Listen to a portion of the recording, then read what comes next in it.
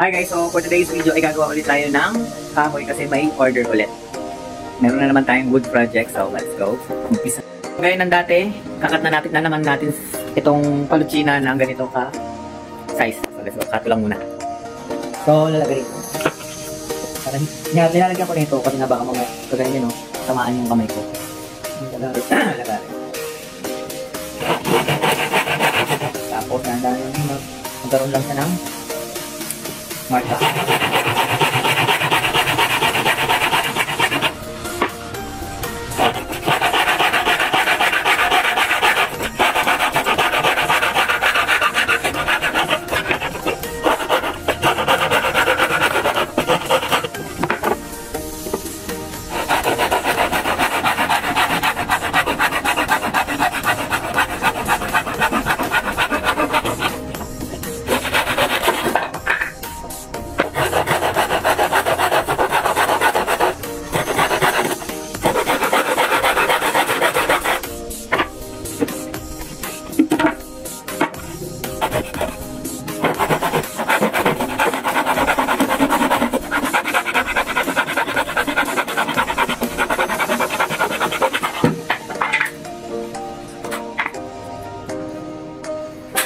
So nakata natin siya, bali 5 to. Okay, so lalagyan na natin siya ng chemical para pag hiniliha at binarnis ay kakapit siya. So let's go.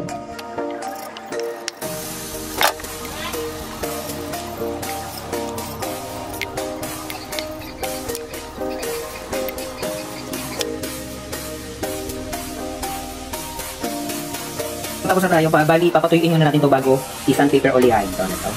At dahil tuyo na nga itong ating kahoy, didilahin na natin or sa sandpaper. Mag-gloves lang ako para pag sumapit yung game, hindi masakit.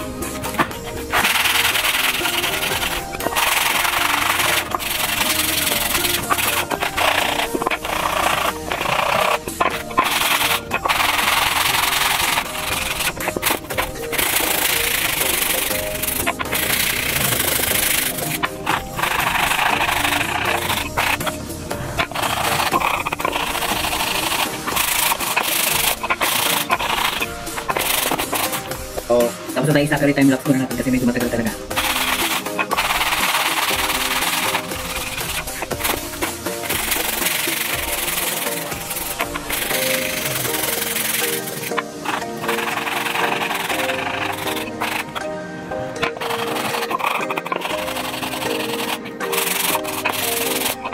So, ayan, tapos na natin siyang sandpaper o maniha.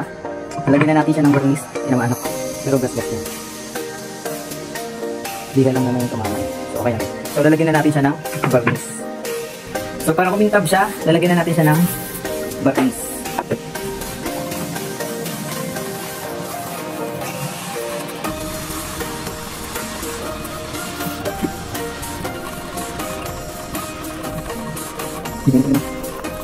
So, ayan. Tapos, pagkatapos na ito, ay papatuyuin na ulit. So, ito time-lapse ko na lang muna kasi medyo madami-dami ito.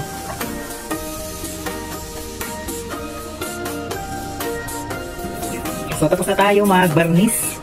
Pang-last na to, kaya papatuyuin na lang natin siya ulit. So, ayan na siya.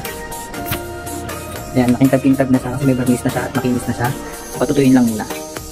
Ito nga pala yung gagawin namin dyan. Ito yung magiging tsura niya kasi lalagyan siya ng menu ng mga restaurant, ng mga Japanese characters. Tsaka meron siyang English word tsaka Japanese word na characters.